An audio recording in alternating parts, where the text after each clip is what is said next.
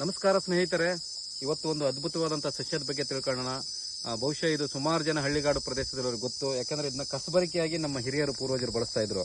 ಅಂದ್ರೆ ಕಸಬರಿಕೆಯಾಗಿ ಯಾಕೆ ಬಳಸ್ತಾ ಇದ್ರು, ಈ ಅಂದ್ರ ಗಿಡ ಅಂತ ಕರಿತೇವೆ ನಾವು ಇದನ್ನ, ಅಂದ್ರಕೆ ಗಿಡನು ಅಂತಾರೆ. ಸೊ ಇದನ್ನ ಅಷ್ಟು ಗಟ್ಟಿ ಇರುತ್ತೆ ಇದು. ಸೊ ಇದನ್ನ ನಾವು ಎಷ್ಟೇ ಕಸ ಗುಡಿಸಿದ್ರು ಕೂಡ ಇದು ಸವಿಯೋದಿಲ್ಲ. ಅದಕ್ಕೆ ಕಸಬರಿಕೆಯಾಗಿ ನಮ್ಮ ಹಿರಿಯರು ಬಳಸ್ತಾ ಇದ್ರು. ಮತ್ತೆ ಇದು ನಮ್ಮ ದೇಶೀಯ ವೈದ್ಯ ಪದ್ಧತಿಯಲ್ಲಿ ನಾವ್ ಏನ್ ಮಾಡ್ತಾ ಇದ್ರು ಅಂದ್ರೆ, ಇದನ್ನು ಮೂಳೆ ಮುರ್ತಕ್ಕೆ ಇದನ್ನ ಬಳಸ್ತಾ ಇದ್ರು. ಅಂದ್ರೆ ಇದರ ಎಲೆಯ ಸೊಪ್ಪನ್ನ ತಗೊಂಡು ಚೆನ್ನಾಗಿ ಹರಳೆಣ್ಣೆ ಅಥವಾ ಎಳ್ಳೆಣ್ಣೆ ಹಾಕಿ ಪೇಸ್ಟ್ ತರ ಮಾಡ್ಬಿಟ್ಟು ಆ ಒಂದು ಮೂಳೆ ನೋವಾಗಿರುವಂತ ಜಾಗದಲ್ಲಿ ಅಥವಾ ಏನಾದ್ರು ಏಟು ಮಂಡಿ ನೋವು ಇರ್ತಕ್ಕಂಥ ಜಾಗದಲ್ಲಿ, ಪೆಟ್ಟು ಅಂದ್ರೆ ನೋವಿರ್ತಕ್ಕಂಥ ಜಾಗದಲ್ಲಿ ಆ ಒಂದು ಕಲ್ಕವನ್ನ ಪೇಸ್ಟ್ ಮಾಡಿ ಹಚ್ಚಿ ಮೇಲೆ ಬಟ್ಟೆ ಕಟ್ತಾ ಇದ್ರು. ಮೂಳೆ ಮುರಿದಿದ್ರೆ ಮೂಳೆ ಕುಡ್ಕೊಂತ ಇತ್ತು. ಮತ್ತೆ ಮೂಳೆಗಳಲ್ಲಿ ಏನಾದ್ರು ಶಕ್ತಿ ಕಡಿಮೆಯಾಗಿ ಏನಾದ್ರು ನೋವು ಬಂದಿದ್ರೆ ಈ ಒಂದು ಅಂದರ ಸೊಪ್ಪಿನ ಒಂದು ಉಪಯೋಗವನ್ನ ಈ ರೀತಿ ಮಾಡ್ಬಿಟ್ಟು ನಮ್ ಗುಣಪಡಿಸ್ಕೊಂತ ಇದ್ರು. ಸ್ನೇಹಿತರೆ, ಈ ಒಂದು ಅಂದರ ಸೊಪ್ಪು ಬಹಳ ಮುಖ್ಯವಾಗಿ ಮಂಡಿ ನೋವಿನಲ್ಲಿ ಅಥವಾ ಈ ಒಂದು ಭುಜದ ನೋವು ಅಥವಾ ಕೈಕಾಲು ಇವತ್ತು ಮುರಿದೋಗಿರುತ್ತೆ, ಮುರಿದೋದ್ಮೇಲೆ ಅವ್ರು ಪಾಸ್ಟರ್ ಎಲ್ಲ ಬಿಚ್ಚಿದ ಮೇಲೂ ಕೂಡ ನೋವು ಇರುತ್ತಲ್ವಾ, ಅಂತವ್ರಿಗೆ ತುಂಬಾ ಅದ್ಭುತವಾಗಿ ಕೆಲಸ ಮಾಡುತ್ತೆ.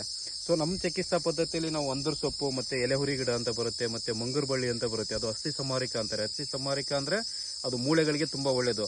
ಈ ತರ ಸುಮಾರು ಒಂದು 16 ಗಿಡಮೂಲಿಕೆಗಳನ್ನು ಬಳಸಿ ನಾವು ಒಂದು ಲಕ್ವಾ ತೈಲ ಅಂತ ಮಾಡ್ತೇವೆ. ಲಕ್ವಾ ತೈಲ ಅಂದ್ರೆ ಅದು ಲಕ್ವಾಗೆ ಏನು ಇವತ್ತು ಕೈ ಕಾಲೆಲ್ಲ ಸ್ವಲ್ಪ ಸೊಟ್ಟಾಗಿರುತ್ತಲ್ವ, ಶಕ್ತಿ ಇಲ್ದೇನೆ ಅಂತಾವು ಕೂಡ ಮತ್ತೆ ಸ್ಟ್ರೆಂತ್ ಪಡೆಯುವಂಥದ್ದು. ಮತ್ತೆ ಮಂಡಿ ನೋವಿಗೆ, ಭುಜದ ನೋವು, ಸೊಂಟ ನೋವು ಎಲ್ಲದಕ್ಕೂ ಈ ಅಂದರ್ ಸೊಪ್ಪು, ಅಸ್ಥಿ ಸಂಹಾರಿಕ ಮತ್ತೆ ಎಲೆಹುರಿ ಸೊಪ್ಪು, ಬಲದಲ್ಲಿ ಇರೋ 4 ಪ್ರಕಾರಗಳು ಸುಮಾರುಗಳನ್ನ ನಾವು ಸೊಪ್ಪುಗಳನ್ನು ಬಳಸಿ ಮತ್ತೆ ಕೆಲವು ಮನೆ ಗಂದಿಗೆ ಅಂಗಡಿಯಲ್ಲಿ ಸಿಗ್ತಕ್ಕಂಥ ಪದಾರ್ಥಗಳನ್ನು ಬಳಸಿ ಒಂದು ಲಕ್ವಾ ತೈಲ ಅಂತ ಮಾಡ್ತೇವೆ.